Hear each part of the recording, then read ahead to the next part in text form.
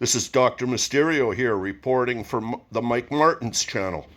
I've just had a bit of a revelation, and I wanted to go over this with the viewers and the listeners out there about how this whole thing with Elon Musk and the Department of Government Efficiency relates to what we are allowed to know in the public. All right, so we have three circles here. We have waste and inefficiency. We have fraud. An example of that would be straight up sending funding for gay studies in Africa. And we have deep state funding in this circle. That means human trafficking. That means black projects. That means financing of the underground government that operates in the background, etc.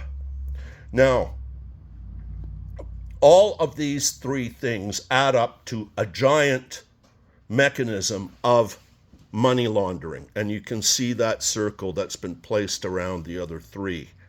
Okay? And when we look at this centerpiece, we see CID, Controlled Information Distribution. Enter Elon Musk and the Doge team to implement the Trump agenda. And effectively, this is the area that they're allowed to talk about. So as long as they keep the discussion more towards fraud, more towards waste and inefficiency, it diverts attention away from the deep state funding. And the deep state funding is by far the largest and the most dangerous of all this money laundering that happens. So Doge and their team come up with the terms, come up with the definitions, come up with the explanations as controlled information distribution in the middle in order to divert attention away from the deep state funding, all so they can have plausible deniability.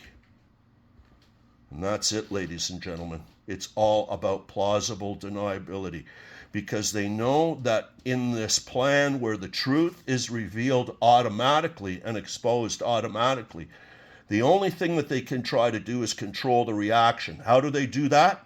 Plausible deniability.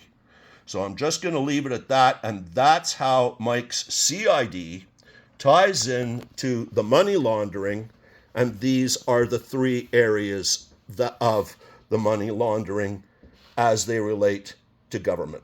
Thank you. I have spoken.